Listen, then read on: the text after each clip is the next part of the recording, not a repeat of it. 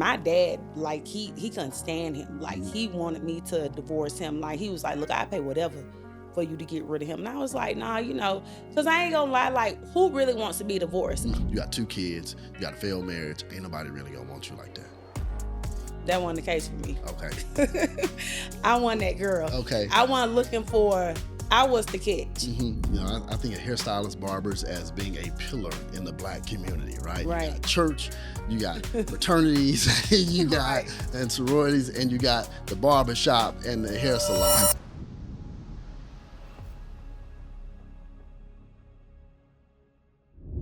Somebody once said, if you want to make God laugh, tell him your plans.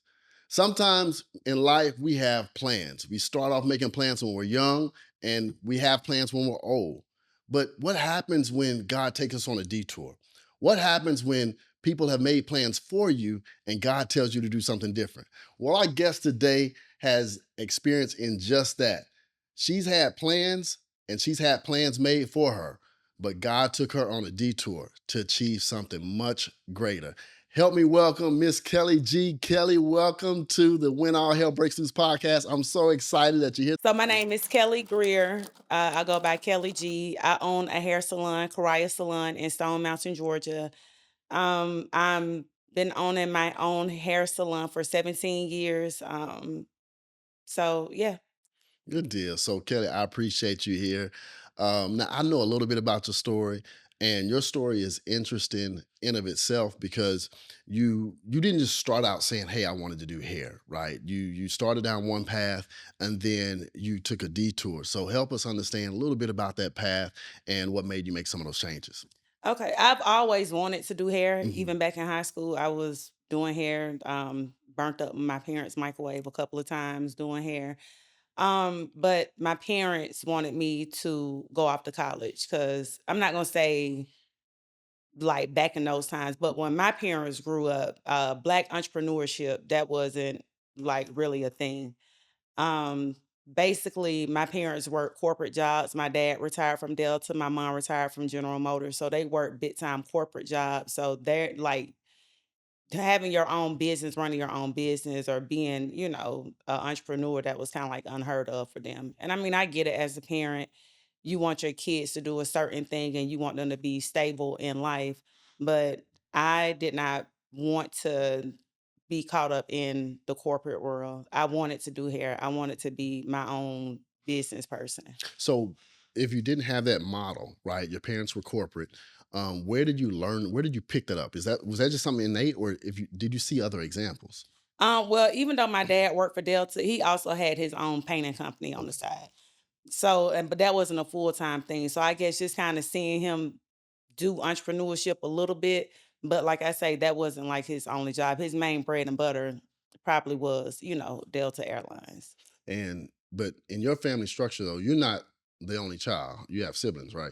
I just have one sibling, an older sister. Okay, so tell me a little bit about that dynamic, because I know I'm the middle child, so I have an Right. older brother, and I was I often say in his shadow a little bit, because what he did became the standard, or what he failed to do became Right. the rule, right? Right. So help me understand, like, what was that dynamic, and how did that shape you going forward?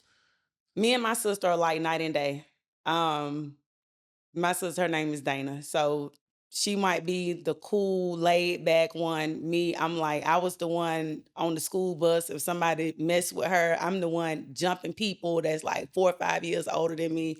They used to call me Dana, big little sister. Yeah. So yeah, so me and my sister are like night and day. So with that being said, with my parents trying to say, oh, we want you to go to college, because my sister, she did go to college.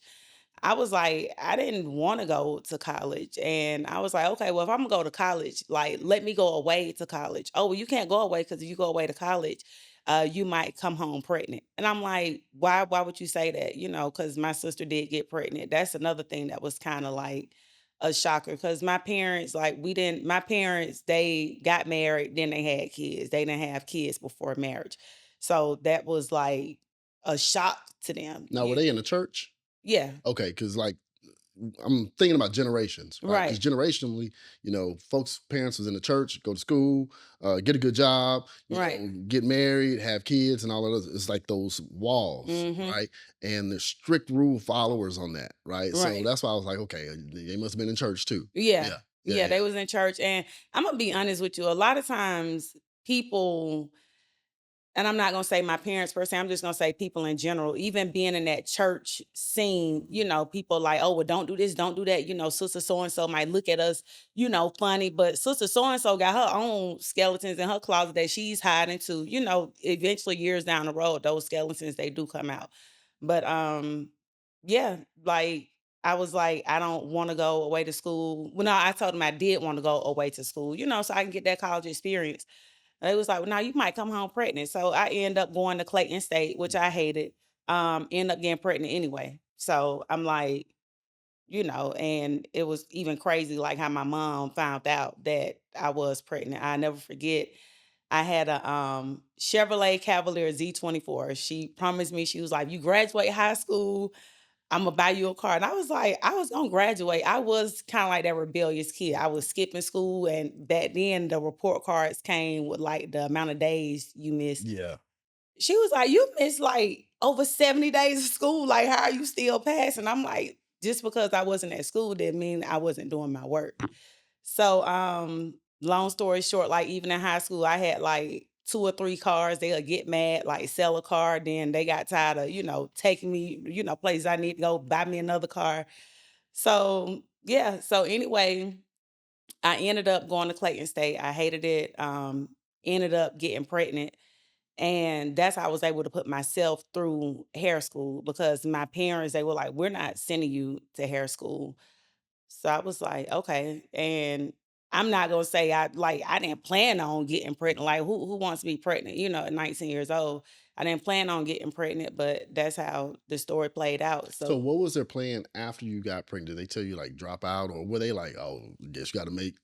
I guess he's telling him you got to make an honest woman out of her now. they didn't they didn't really, they were just like, you're gonna have to figure this out. Yeah. Like, of course, like I came from a good home. Like they weren't like, oh, you got to get out, like, nah, they helped me in every which way they could, supported me. My mom even joked with me. She was like, what kind of insurance you gonna have, like to deliver your baby? I'm like, I'm on your insurance. She was like, that's my insurance, that's not your insurance. So I was like, well, look, I had like a couple of homegirls, they was kind of like ghetto. So they was like, girl, you can go get Medicaid. My mom was like, baby, not being born on no Medicaid. So yeah, so it was crazy how it all worked out, but it was really a blessing. Like I didn't understand, like me having my son, it was a blessing because that made me set my own groundwork on how I needed to put myself through hair school. So somebody I was talking to, they was like, well, since you got your own kid, you're basically like your own household, even though you're with your parents. So when you filling out your FAFSA, you could just put you and your son. So of course, with me not making no money, I think I was working fast food like Wendy's or McDonald's or something.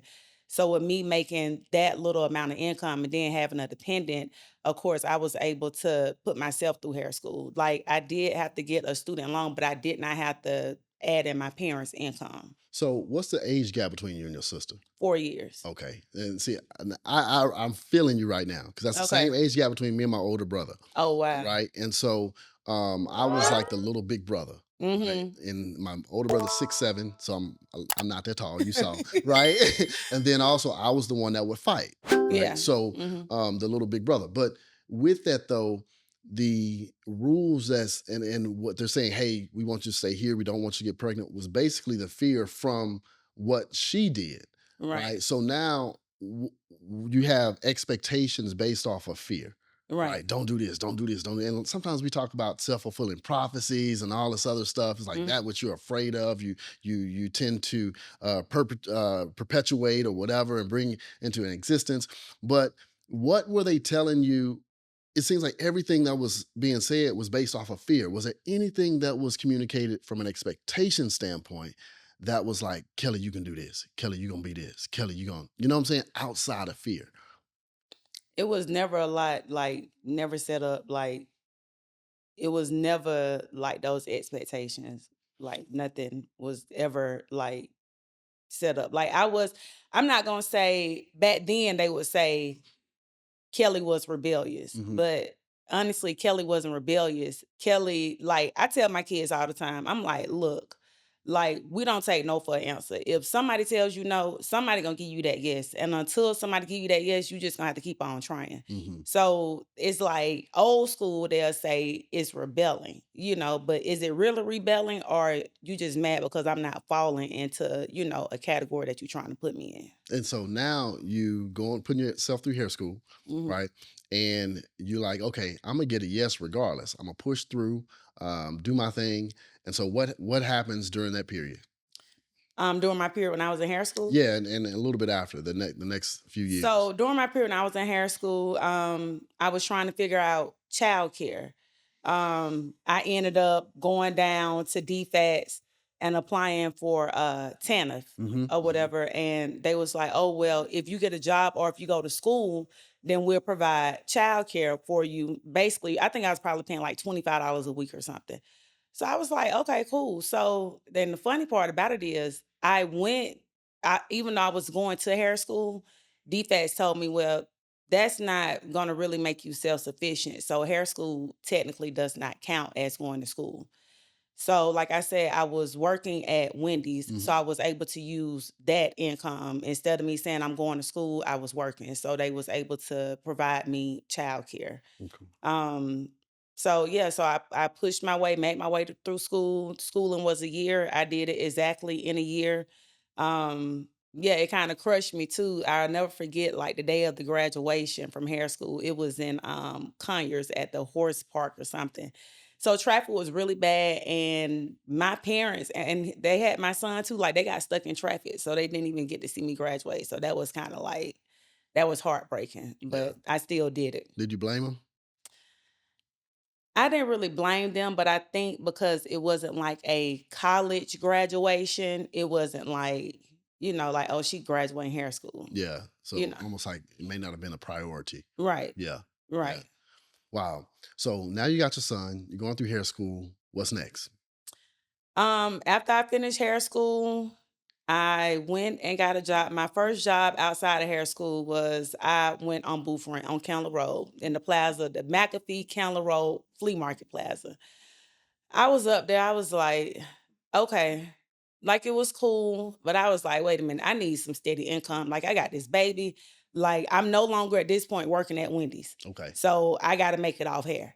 So I'm like, I got this baby. I gotta make some money. I never forget. I was working. The name of the shop was Eleganza, and the first lady that hired me out of school was Miss Barbara Presley. Um, and it was a very well-known salon. I came in and she was like, "Well, I could start you out on commission." So I was like, "Okay, cool." So commission is cool if you making money, but Right. if, You if got to you go ain't hustle. You got to get it. right, if you Mhm. ain't making money, so I mean, I was like handwriting out flyers, making copies of flyers, putting flyers on people card, standing outside the beauty supply store that was next door. Basically almost just doing half for free, just trying to make ends meet. And at that point, I was still staying at home with my parents, but I'm like, I got this baby, like I got to really get some bread, like so. I never forget one day I was at work at the Alleganza beauty salon and my mom called. She was like, "You got a letter here from state board," because I had took the state board test. So I was like, "Well, what it say?" She was like, "Well, I'm gonna let you open it when you get home." So I was like, "Nah, I'ma just go ahead and open it, tell me what it say." So she was like, "Well, it say you passed." So I was like, "Oh, okay, praise God." So I was all happy. So I was like, you know what? Now since I passed, like I need to get a better job, like just, with doing hair. So I ended up stumbling across this job at Fantastic Sam's. Okay. End up getting hired there. And I I ain't stayed hold on, hold on. I ain't never met no black person that worked at Fantastic Sam. So right. you, hey, you, you, you like a first, man. Just like, dang, okay, Right. Fantastic Sam. Right. Okay, yeah. Right. And and that job was actually a really that job was a true blessing. That job was a true blessing. But back up. When I was working out on Candler Road, I had met my daughter's father, my Okay. middle daughter's father. And we started dating and stuff. And I was like, you know what? I ain't gonna be able to work up here, they like I ain't making no money. Like I just need to like get away, separate the two. So that's when I started working at Fantastic Sam's. Um, and Fantastic Sam's, it was a true blessing. And the reason why I say that is because it taught me a lot. Because I mean, sometimes as hairstylists, we think we know how to do hair, which you do know how to do hair, but it's certain things that you just don't know how to do. Like in school, not gonna teach you everything. Like even from like color correction to proper haircutting skills, school teaches you that, but you don't really get that true hands on. And even though you're doing hair on the floor in hair school, everybody people not walking up in the hair schools like that for a haircut. Like they walking up Right. in there for a roller set, something real cheap. So you really not getting your feet wet too much in hair school. It's just a little bit. Mhm. So yeah, so I was working at Fantastic Sam's. I moved up the ladder very, very quickly at Fantastic Sam's. And granted, I was not making that much at Fantastic Sam's, but it was a steady income. It was a steady paycheck. I knew exactly what I was going to get paid. Mhm. They had benefits, which that was good. They also did franchises. So for every year you worked at Fantastic Sam's, they'll give you like I think like 100,000 towards your own franchise. Okay. So that was my goal. And they was like, well, it's like 500,000 to get started, with your own franchise. So that was my goal. I said, well, let me keep on working here, build up so I can get my own, Fantastic Sam's franchise. But God saw differently. So yeah. And I mean, the first owners I worked for at Fantastic Sam's, they were two Caucasian men. Very nice. They treated me well. And I never forget they had just opened. They was running like this special. It was a $4.95 haircut that came with a wash. Dang. And right. How And long ago? right, I mean, it was a while ago. Dang. But even then it was dirt cheap. But the Yeah. thing about it is they was still paying us $15 commission on the haircut. And So I they told the losing. owners, I was They like, losing. y'all losing. Like, even though y'all got money, y'all rich, y'all losing out. And I said, then what's gonna happen? These people that y'all bringing in for $5, when you move it up to 25, $30, these people are not coming back. Like, Mhm. this is not your target audience. And just with cutting Caucasian hair, when you offering hair for when you offering a haircut for $5, I mean, I seen all kind of mess come up and I seen lice. I mean, it's like it was bad. I was like, look, either y'all gonna raise these prices or I'm out. Mhm. So I kind of helped them like with their business model or whatever. They ended up closing down because of course, uh charging $5 for a haircut and paying your stylist $15 commission, they end up getting beat out eventually. So Fantastic Sam's moved me to another Fantastic Sam's location, and that one was in Conyers. Mhm. So I stayed there for a minute. So then they was like, "Oh, we need somebody to run the East Atlanta store in Ellenwood." And I was like, "Ellenwood?" I was like, I'm from Ellenwood. So I was like, "Okay, cool. I'll go over there." Man, when I tell you, like working for us, like working with black people, man, when I tell you, I was like, you know what? I ain't gonna mention his name, but yeah, that was like the worst owner that I worked Say for. what you want to say, Kelly. Yeah, that That- was the worst owner I come on, worked for. come on, get it. Yeah, come on, give it to me. Say it. I ain't gonna say his name because look, he ain't gonna get no free promo out of me. But yeah, I was just like, I mean, it was bad. Like I was running the store. I could never get like a day off. When I did get a day off, somebody wouldn't come in. I had to end up going in. And I was like, and I told him straight up, I said, you know what? You shouldn't even have this salon. And he was like, what you mean? I said, because you can't even run this salon. I said, I could walk away today and you wouldn't even know how to run your own business. So then he tried to like lure me in with like, oh, with this and that, and do this for God. Now, and I was like, you know what? I was like, you know what? I'm out. That's what we'll do. Right. So Hey, I do for gave the him Lord. Come on, Kelly. Do for and the Lord. I was real professional about it. I gave him more than a 2 week notice. I gave this man a month notice because I'm like, I know it's gonna take you a minute to find some replacement. I mean, this man got a family. He owned like some Sylvan learning centers. So I just ain't want to leave him hanging like that high and dry because I mean, I'm a true believer, like you got to do right by people, like Mhm. because that karma come back on you. Exit right. Right, Exit right. well. So I said, I gave him a month notice. So then I already told him basically I'm resigning. Well, he's giving me like a list of things that I can do. Cause I'm telling him, like, look, I'm not making enough money. I'm not happy here. Like, you know what I mean? Like, I'm just not happy. So he giving me like a list of things like, dude, did you not read my letter correctly? I told you I was quitting. So, so I did have, by that time, I did have 2 kids because with the guy that I ended up meeting on County Road, me and him ended up getting married and having a child together. So, well, we got pregnant, then got married or whatever, but I shouldn't have did that. But yeah, so I was like, you know what? He Now, tried to, so hold on, back up, because I'm following you. I'm okay, following you. That because it's trifling, a real yeah, crazy because story. that I follow you with the trifling Negro boss, right? Right. Then I'm following you. Are you married now or divorced with a kid with two At kids? Fantastic Sam's, I was married. I was Okay, married then. okay, Yeah, all I right. was married then, but honestly, in my head, in my mind, I was like, you know what? This job right here ain't paying me enough money, and I don't really want to be with this dude no more. Mhm. So I Okay, gotta so get, you making a break from both yeah, mentally and physically, financially, everything.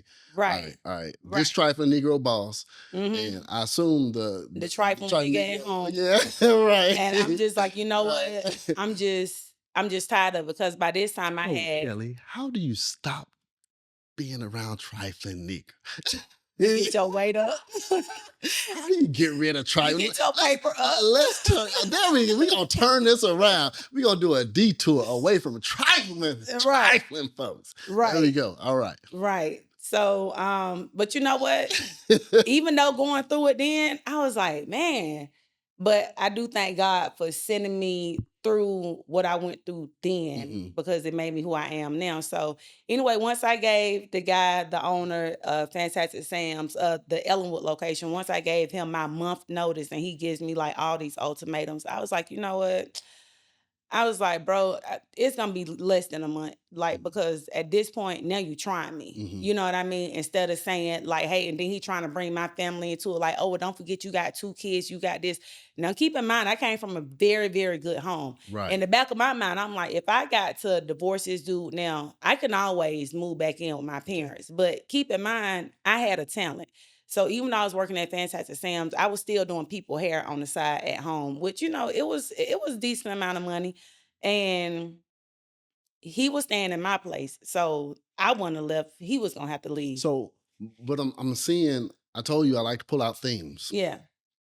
Coming up, you have expectations of Mhm. what to do and really what not to do. Right. Those expectations driven by fear. Mhm. Okay. Now you in the relationship and the I guess the job, right? Mhm. Trying to leave and somebody's putting ultimatums on you by fear, really. Right. And you also have trying to leave a relationship and somebody's putting expectations on you or trying to put fear in your head. But Right. at this point, when did it switch to say I can do all this shit on my own? Right.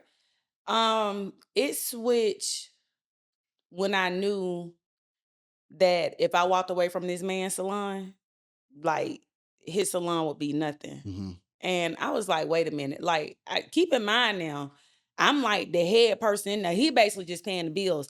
I'm seeing the income and I'm seeing the outgo too. And I'm like, wait a minute. And I'm also seeing what I'm making. Right. And I'm like, me taking home a few $100s a week.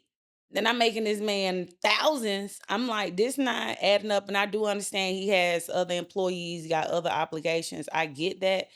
But I'm like, keep in mind, if it was not for me, his business could not run. And that's why I tell everybody, do not ever open up or invest into a business that if everybody walk away, that you can't run it. I see a Mhm. lot of people that own hair salons and they end up losing them because people think, oh, hair salons, quick money. Let me invest into a hair salon. Let me get me 10 booths in there. Let me run them out 250 a week. That's $2,500 a month. That's $10,000 a month.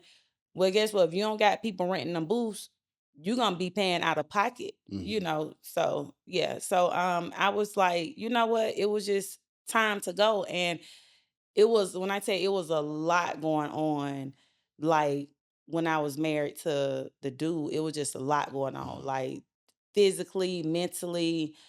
And I was like, you know what? I gotta get away from this. I, Mhm. I just I gotta get away from this. So I kind of in my mind, I never really told anybody my plan. In my mind, I knew I was like, you know what, it's time for me to go. So when I left Fantastic Sam's, I was in the same area in Ellenwood and I went on Booth Rent. I went on Booth Rent in the back of this beauty supply store owned by this African guy. And I told him what was going on. So he was like, oh no, you'll do good over here. So I gave it a chance, went on Booth Rent. Cause remember, I was on Booth Rent on Candler Road and I Mhm. really wasn't well, Booth Rent slash commission. I really wasn't making no money. But years down the line, I got more experience Experience, now. right. So I'm like, okay, and it's like, this got to work. You know what I mean? It Mhm. wasn't no choice. Like, this got to work. So I started advertising on Craigslist. And this one, like, this was before Facebook, Instagram, Snapchat. I started advertising on Craigslist. And like, no lie, every morning I would get up, I sit on the floor because we had like a downstairs area. It ain't had no furniture in it. So I would sit on the floor, get my computer. I post every day on Craigslist before I got out, took my kids and went to work. And that helped me build a clientele. And with me working in a beauty supply store, that's what made me come up with the deal with sew-ins with hair included. Mhm. And it's not the same price, but I'm still known as providing hair with sew-ins. Mhm. I was one of the first people in Georgia to do that. Hmm. Probably really all over the world because people be like, oh, well, go get your own hair, go Right, get your own right. hair, because people weren't smart enough to like, well, how can I stock this hair? Mhm. Because inventory costs money. Right, right. Well, if I'm in a beauty supply store, They taking care of that. dude done already paid for Yeah, the inventory. So I just got to walk to the front yeah. and get it, and pay him out at the end of the week. Mhm. So, yeah. So from there, I stayed there probably about 6 months. Business was booming. My ex-husband, his aunt owned a hair salon where it was Salon Suites. So I was like, all right, cool. Like, I'm gonna go up there, give family a chance or whatever. And it was all right up there, but keep in mind, they seeing how many people Yeah. coming in, and go Man. ahead. No, no, I'm listening to you. I'm listening to Oh, you okay. and seeing because I'm Right, pulling out, right? And right. it's like, you know, you got you got your two kids Mm-hmm. and you really just hustling, right? Because I don't hear any special formalized training on how to run stuff. You just know Oh yeah, it you know wasn't what no, it was works, trial and right? error. Right. And you just really hustling. It's at a time we ain't got social media or whatever. So you just like getting Craigslist and everything like that. Right. So were you now that you're without the dude, right? Are you back at home or No, so at this point, I was still with him. That's when I started okay? working at his aunt Okay. salon on Sweet Rental. Um, and I mean the marriage was bad. They knew the marriage was bad. Mhm. Like me and him could just get into it. I still gotta go to work because I got clients. Then I'm up here with his family. I'm like, I already don't like him. Now I gotta deal with, you know what I mean, the family and stuff too. So I was like, you know what? I stayed up there for a time, but they was like, they could see the money that was coming in. And then how the suites was set up, everybody had their own. Well, it was wired for you to have your own phone line. Well, I Okay. paid AT&T or Bell South, whatever it was then, to come in and put me a phone in there. And like I would be off, some days because thank God at this point, I'm making a good amount of money. I don't have to work every single day no more. Mhm. So they would be at work now. I come in the next day. Your phone was ringing all day yesterday. I was like, well, dang, y'all mad because it was ringing? Like, I'm still paying my boo for it. So I'm like, okay, whatever. So at that point, I was like, you know what? I got to get out of here. And then it was like, they'll come to me like certain family members about to lose their house. And I'd be like, well, how much, how much is she behind? Oh, well, her mortgage was like 565. I'm like, 565? My rent's more than that. Mhm. And I'm just like, well, I don't know what to tell you. A couple of times I would help out. I was And like, this is his family. yes. Okay. A His couple of family. times I would help out. Then I would talk to my mom about it. She was like, they using your ass. Yeah. So and that's what I want to come back to because his family they using you. Yeah. Right. Yeah. Your mama was right. You're Right. right. So now, so what is your relationship with your family and your mom like at this particular time? Because she's giving you that insight, like, nah, you being taken Right. advantage of. So how's that dynamic knowing that you're about to make this exit from them? Make an exit from who? From From the dude and his family. I'm gonna be honest. I never really told my parents a plan. Like my dad, like he couldn't stand him. Like Mhm. he wanted me to divorce him. Like he was like, look, I pay whatever for you to get rid of him. And I was like, nah, because I ain't gonna lie, like, who really wants to be divorced? I Mhm. already got one kid by, one dude. Yeah. Now I got another kid that's supposed to be by my husband at the time. And I'm just like, so you try to make it work, you try to make it work. Now, Cause did you ever think that, okay, if I do make this exit, because this is something that people often tell women, right. right? You got 2 kids, you got a failed marriage, ain't nobody really gonna want you like that. That wasn't the case for me. Okay. I wasn't that girl. Okay. I wasn't looking for I was the catch. Hmm. So I don't care 2 kids or not. By this time I got my own money, my own thriving business, my own house. Kelly. So I'm just like I could pick and choose who and what I want. So Yeah. I wasn't that. Anything like dude was holding me back. You know what I So it mean? wasn't a fear. Nah, it wasn't never. I didn't never question if I was going to like. And at that point, I wasn't even worried about getting into another relationship. Hmm. At that point, I was really worried about me and my kids having a better life inside the house. Like Hmm. financially, everything was good. But just being in a like an environment where, parents are, physically getting into it and stuff. And I'm like, and I told him, I was like, dude, like, I'm gonna divorce you. And he was like, "Why?" I said, "Because I don't want my daughter marrying a man like you, and I don't want my son to be no man like you." Because now your parents, they were still together, thriving household, but Yeah. they weren't. It didn't sound like they were contentious and fighting back and Oh forth. And yeah, all that. no, So no. so My that's not something parents, you saw. that was Yeah. nothing I was used to. And when my dad found out about it, like my dad really wanted to kill him. Hmm. Like my dad really wanted to kill him. He said some days he drove by the house and my mama begged him, like, please don't go over there. So I was like, you know what? And then at this point, like my son ain't no small, like he was small then, but my son was a football player. He played ball at University of Florida. So he wasn't no little, no little boy. So I was like, you know what? This joker's starting to get big. He's starting to get tall. I said he gonna end up putting hands on him, and then you don't know how that's gonna play out. Right. So I was like, nah, this ain't it. It's just not healthy. And I was looking at myself. So by this time, Facebook had done came into play because I never forget one day we was in the salon. Well, I'm kind of going before my story because I didn't tell y'all about the exit that I made when I left his aunt's salon that Mhm. owned the salon suites. So when I left there, I gave her my 2 weeks notice. Just how I gave the man a month's notice at Fantastic Sam's. And when I gave her the notice, they had like a kitchen area. So she took me in the kitchen area and talked to me real crazy. Was like, yeah, I heard about you leaving because you got a salon and all this other stuff. Just talked to me real crazy. My booth rent was $150. And I gave her 2 weeks notice. I had $300 in my pocket. Well, I had more than $300, but I pulled out $300 out my pocket. I was like, today is my last day. I paid you my booth rent for 2 weeks. I'm out. And it was crazy how the salon I moved to kind of fell into my lap because one of my clients, she was just like, That's the one you own now. no, no, that's not the one I own now. Okay. So there was This another. this was my very first location. Okay. Okay. So one of my clients came in, she was like, girl, like the tension is high for today. I was like, girl, I am so ready to get up out of here. I was like, I got to get my own space or whatever. So she was like, one of my friends just lost her salons down the street. And I was like, where down the street? So it was across the street from this sports bar called Dugan's. And she was like, it's a salon across from Dugan's. And I was like, girl, I just rolled by there the other day. And I seen that, the open sign was on. She was like, nah, the owner just got the lights and stuff on, but she's not in there. So after I did her hair, I went down there, looked at it, talked to the owner, Mr. Kim, one of the best people I ever met in my life. Talked to Mr. Kim and I told him what was going on. So he was like, you can move in here tomorrow. And I was like, well, what I need to move in? So he was like, first and last month rent. So I was like, okay.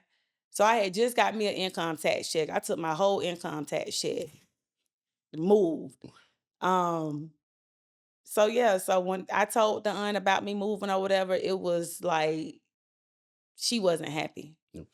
So we now going through transition, relationship, and when you say transition, detours, because you turned away from some of those, right? Hmm. Relationship, business relationships, and now you in your own salon.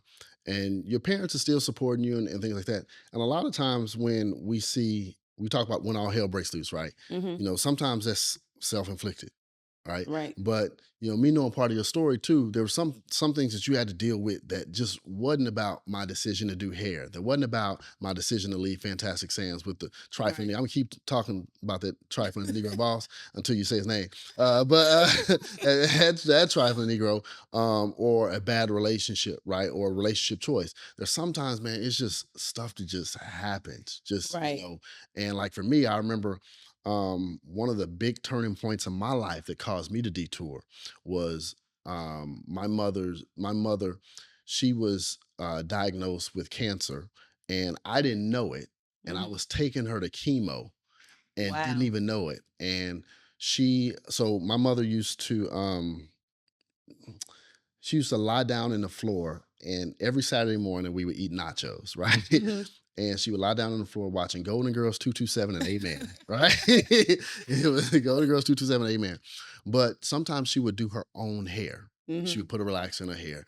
And this one time she would lay down in the middle of the floor in the living room, and she fell asleep with a relaxer in her hair. Mm. Now, she then washed it out, and it's like all the relaxer took out my hair, Mhm. but she actually was going through chemo and actually had already lost her hair in Mm. chemo.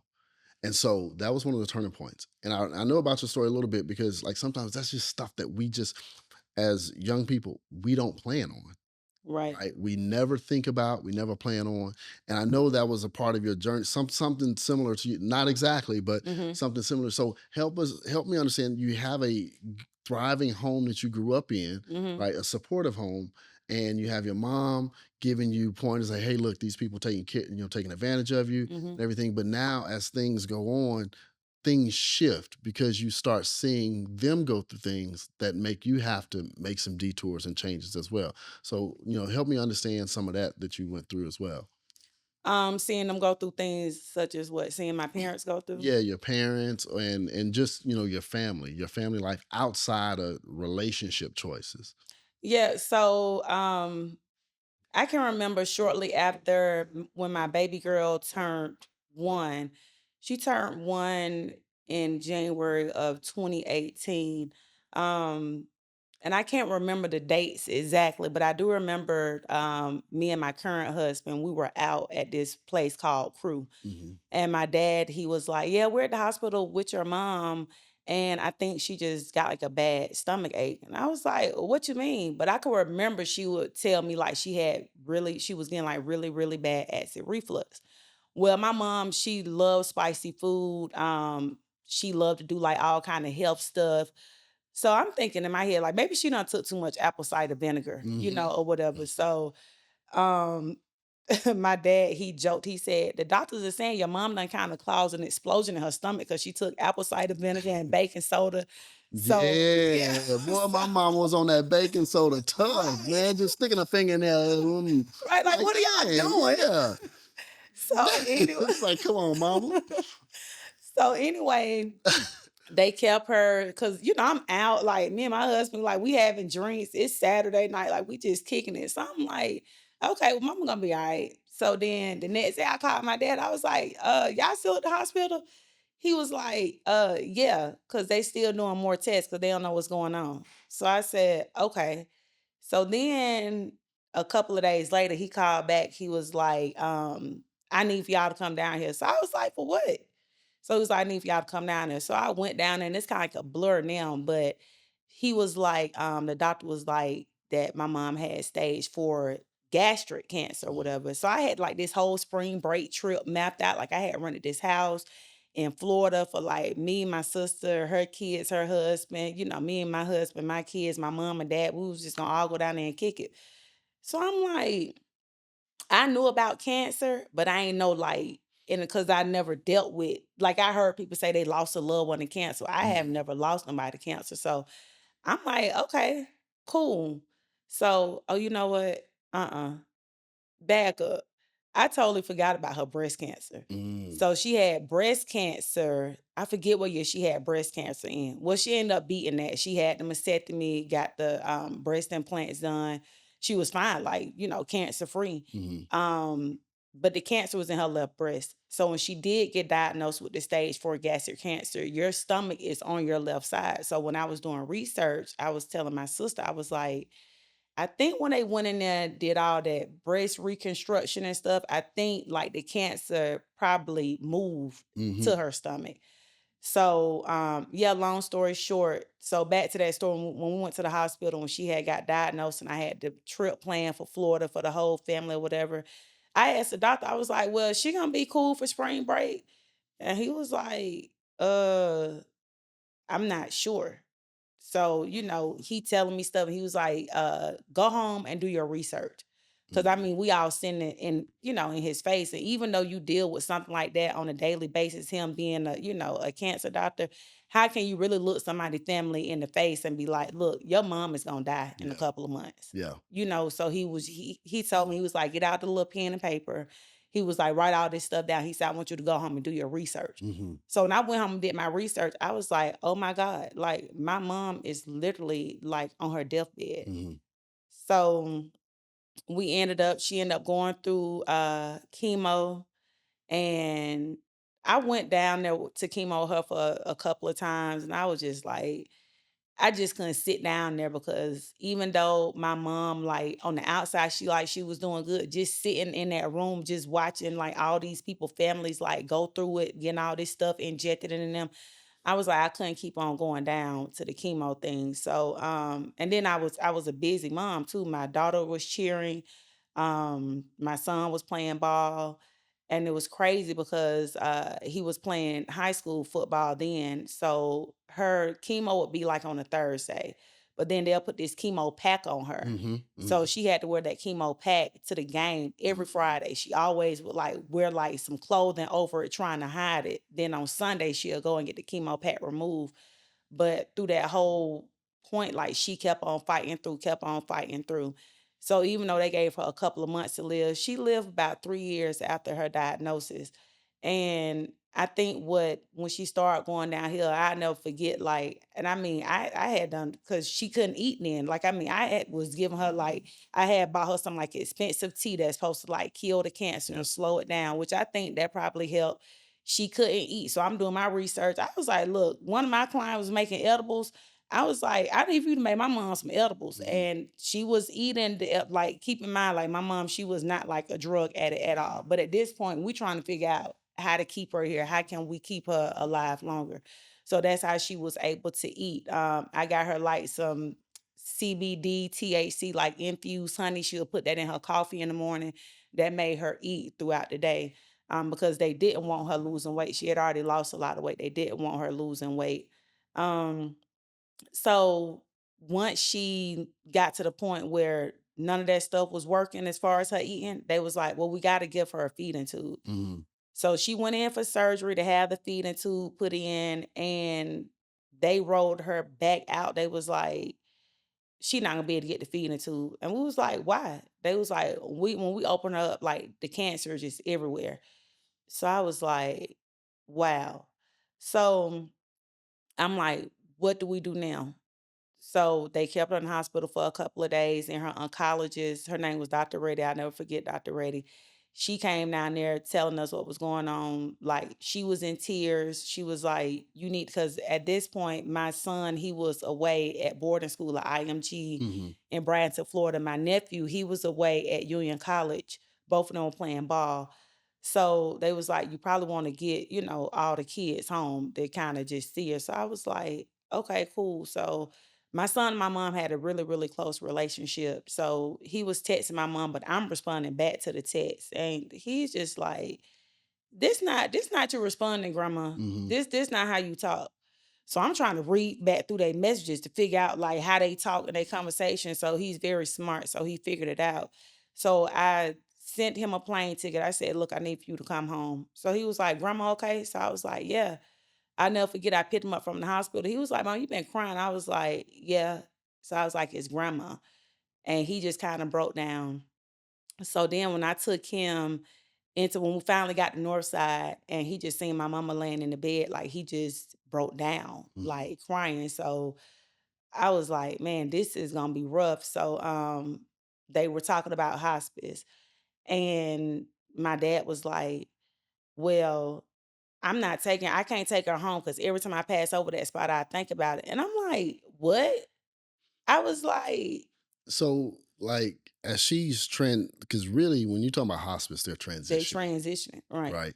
And now you're trying to make it the transition as comfortable as possible. And it's like Right. our job to try and help family members deal with it, prepare and Mhm. plan for basically the inevitable, right? Right, right. And so, that's also a time where many families start going at it. Mhm. You know what I'm saying? It's like, as a former pastor, I see when families act a fool the most Right. is when loved ones, transition, Mhm. and so, you know, help me understand, I because you're about to get into the conflict, right? Right. Some of the conflict.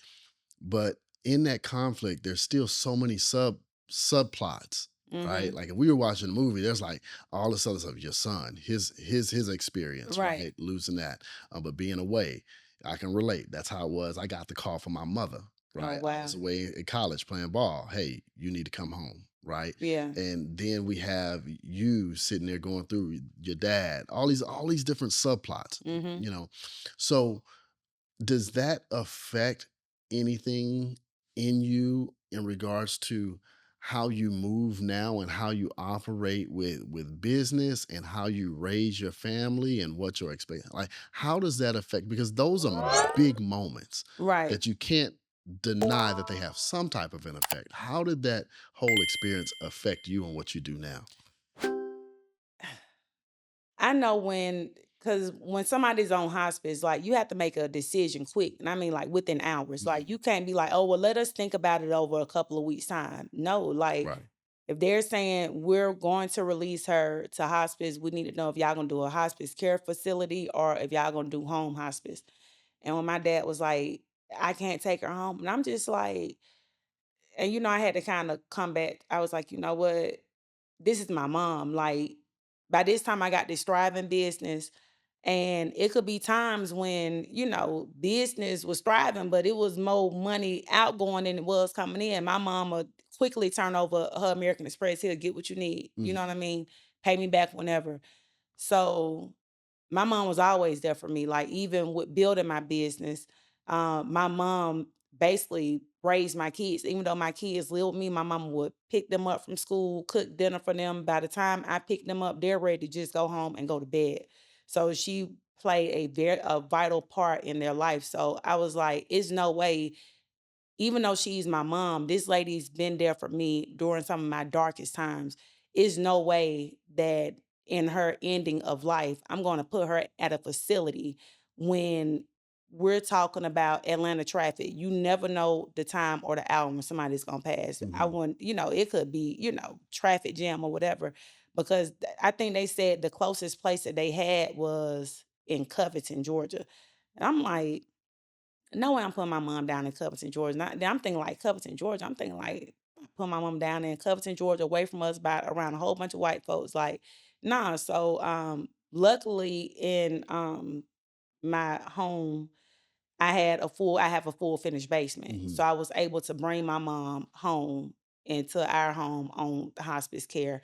It worked out good. We got a couple of bathrooms, couple of bedrooms down there, worked out good. So the nurse was able to, live comfortably for those 2 weeks that she lived. But it was just kind of like a blur when it was happening. It was like I was almost in the twilight zone because it was just one thing after another. So it was a lot to handle. So I'm hearing so many things where we connect, right? Mhm. One of the things when my mother passed away, the day she passed away, my younger brother, he was in high school and he had a football game that day. Mm. And he said, "No, I'm gonna play."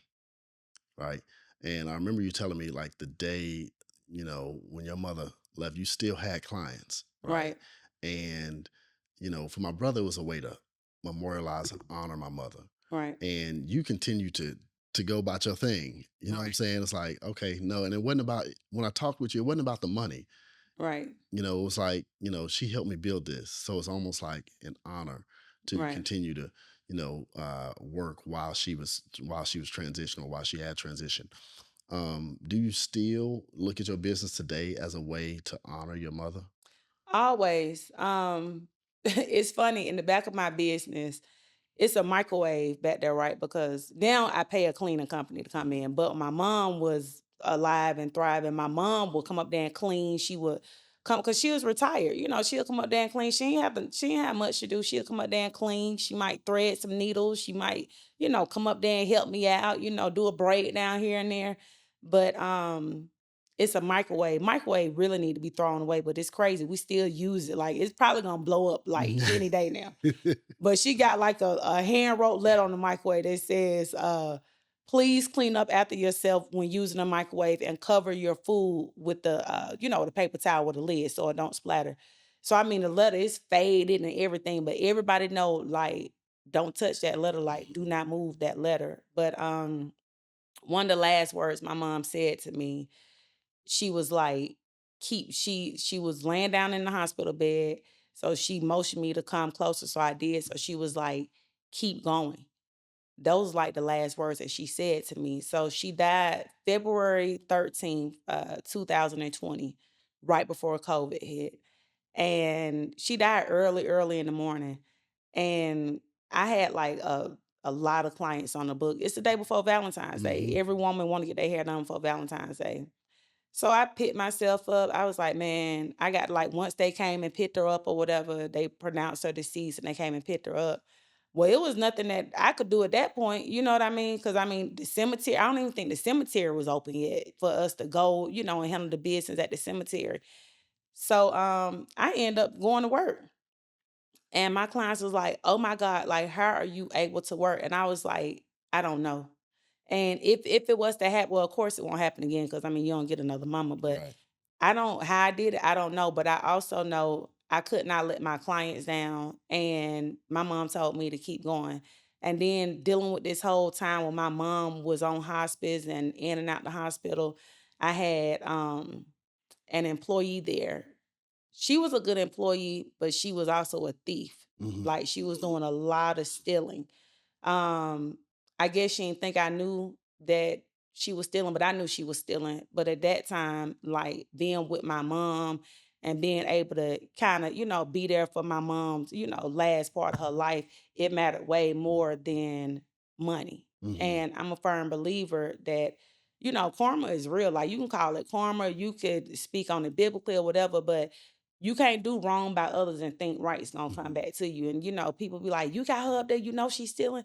And I'm like, "Yeah, but at this point, what am I to do? Like, Hmm. do I fire her and then work and leave my mom, or what do I do?" So I'm like, you know what? Forget about it. Like, I mean, I was still making money, so You know, when I was first introduced to you, I said it's really funny because this show is like bringing out more purpose in me, right? oh wow, Because I said one of my purposes or one of my things is to find themes in mm-hmm, people's lives, and I'm sitting here just listening, mm-hmm, and I'm like just finding themes, and you, yes, you chose to do hair, but you that was something that was in you, but and that's cool, right? And I think of hairstylists, barbers as being a pillar in the black community, right? You right, got church, you got fraternities, you got right, and sororities, and you got the barber shop and the hair salon. All right. right, right, So I look at that as being like one of the pillars of the black community. That's where a lot of us get our therapy, you yes, know,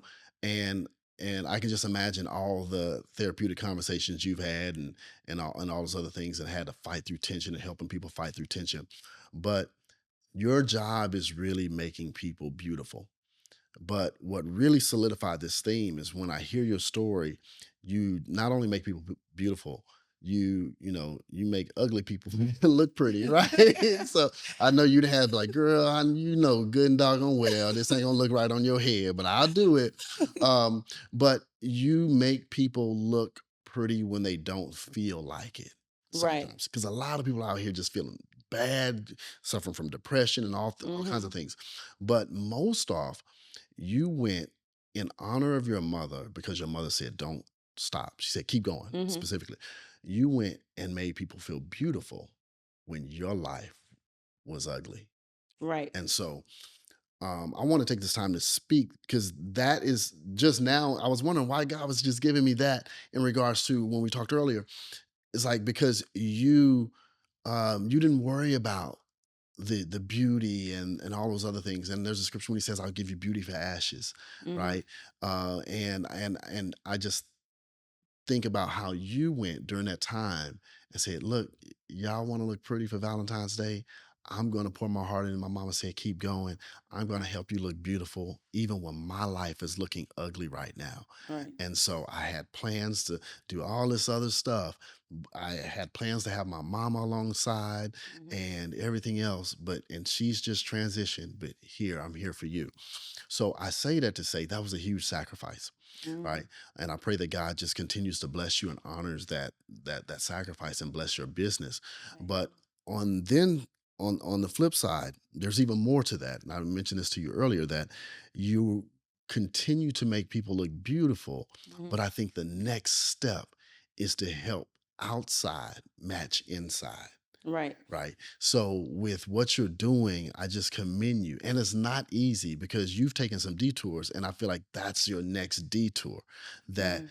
outside is gonna match inside, meaning that, Right. okay, we've done this work out here. All right. Mhm. And I'm talking about the people that your clients, right? And I just really pray that, you continue to embrace that challenge, Mhm. and because it's not always easy, it's not always rosy. In the environment, you got tons of women. I always say, you put three women in a room together, you got conflict. Right. Right. So two, they might get along. Right. Three, nah, you got a It's problem. a lot of tension. Yeah, so helping people navigate that, but you just feeling so secure about, hey, sometimes you got to step out there, sometimes you got to keep going. Mhm. And if there's anything I want anybody to get out of this conversation is keep going. Right. And you mentioned that, and I'm like, okay, I'm just hearing, Chris, you need to tell even Kelly, keep going. Mhm. Don't stop. Keep going when you don't know what it looks like. Keep going when all hell is breaking loose.